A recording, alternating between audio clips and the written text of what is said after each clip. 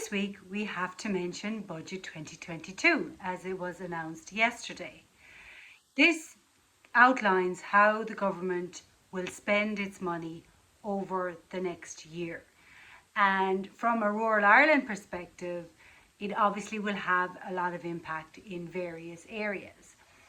And a budget is really about spending in a whole host of areas that relates to everybody, but we can look at it from the point of view of how it would specifically impact the rural community.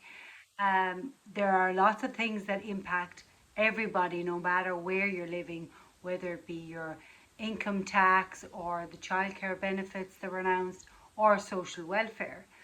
But there are specific measures that can impact on rural Ireland specifically. One of these major areas is the area of agriculture. And as was seen with a lot of what was done in the budget this year, was to really steady the ship, I suppose, and ensure that schemes, particularly in the agriculture sector, were maintained and the budgets were maintained for particular initiatives and schemes.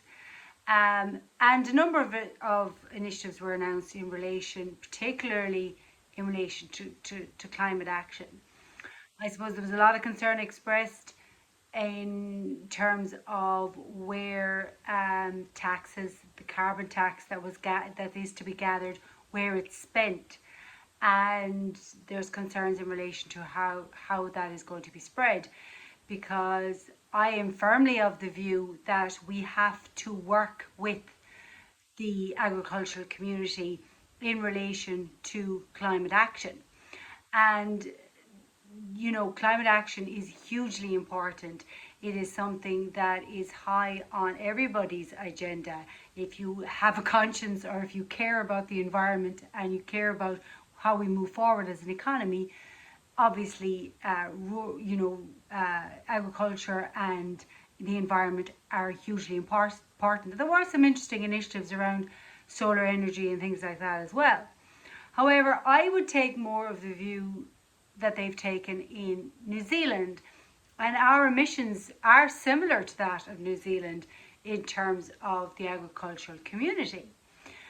In New Zealand, when they examined this, they saw that the agricultural community are hugely significant in terms of carbon emissions, and they actually see this as an opportunity. And I believe that this is how we should look at it in Ireland, because if you have a major sector, a very important sector, highly quality driven sector, one that affects every single community outside of a city in terms of directly, and obviously even within cities in terms of knock-on benefits of spending and food source, it affects everybody in the country, the agricultural community and the agricultural sector and the economy of agriculture.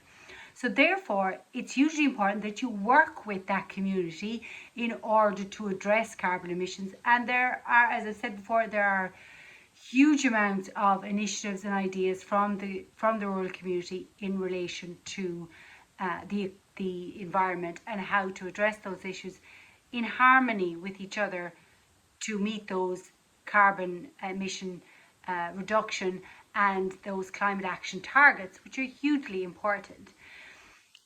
This budget we can understand from a point of view of, as I said, steadying the ship and ensuring that schemes are kept open, initiatives are kept open.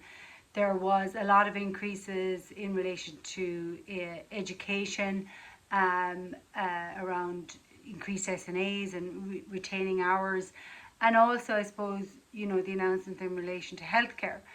And again, they have impacts all around the country. I do think it was an opportunity to send a message, because it is the one time of the year where the general public tune into politics and just get a sense of where the government is going. So while I completely understand the steadying of the ship and how this relates to keeping budgets in line, and it is important to let the public know where the priorities are, because that's, what you spend your money on is what your focus is. And there was a lot of initiatives around, you know, helping those with lower income, increasing minimum wage, increasing the tax band, helping those on social welfare. But I suppose it was quite general, and that's what budget tends to be. But at the same time, it's important for people to be able to take away um, snippets or ideas or a sense of where the government is going.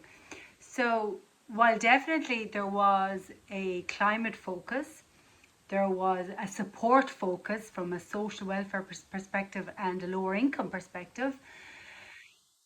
I think, given what we've gone through, and obviously healthcare, and my views on healthcare would be more that we need to focus more on preventative healthcare, but maybe that's a discussion for another day, rather than reactive, that we promote good health among our citizens as opposed to just treating illnesses. But there was an opportunity also with what we've gone through with COVID and remote working in particular, um, that rural communities matter and that rural Ireland matters, and that there's an opportunity now with those people that have worked from home, that have looked at the other side in terms of not commuting every day, and have that mix of living in a rural community and working in other areas, maybe a couple of days a week, and being able to do that long commute a couple of days in exchange for being able to work from home the other 3 or 4 days. So that was, I believe, was really important, that we could look finally at seizing the opportunity of COVID to rebalance the country. And that's what I would have liked to have seen in the budget, that the government is saying, right, we've seen what's happened during COVID. We've learned a lot of lessons. Initiatives have been done. Business changed, people's working habits changed, people's living conditions changed, and that is what I would have liked to have seen in this budget, to focus more on how rural Ireland could be revitalised by several initiatives that would give that focus. And that's the kind of initiative that we could have seen, because the housing still remains a huge issue. Again, that is something that I believe can be relieved by bringing more people into rural communities, and that's something that there is a commitment to housing, but it's where houses happen is the important thing, and houses follow the economy. So and I would have liked to have also seen more of a focus on social housing as opposed to just general housing, or social housing, sorry, in relation to, I would like to see more focus on affordable housing, forgive me, rather than just on social housing and general housing. That there are a lot of people, particularly in communities where tourism has boomed, or where people can't afford to buy locally, and they're needed to support local communities and support particularly rural communities where tourism is impacting with holiday homes, or with employees, in order to have a long-term community there that are there throughout the year. I think affordable housing is really, really important, especially in communities where tourism is the main source of income. It doesn't tend to be a high income resource. So yet the workers that are in the community are needed, but they themselves can't afford to live there, because if it's a tourist area, there's high demand from holiday homes. So it's a little bit of a catch-22 situation. So it's desirable, but it's too desirable in some ways, and less so for the workers to be able to afford to live there, and people on lower income, particularly since it's seasonal, and they would have income for half the year or less usually, and not for the rest of the year. So a focus more on rural Ireland, and on giving that message that the government certainly needed to ensure that as many people as possible were looked after, but there could have been a message there, and I think the message could have been in relation to rural Ireland, and obviously that would have been had to be backed up in terms of funding for various things.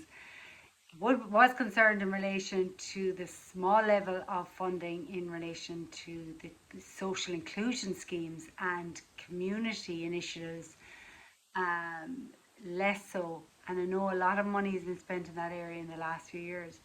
But hopefully, particularly with other sources of funding, particularly for European funding, that more initiatives in that regard will come on board.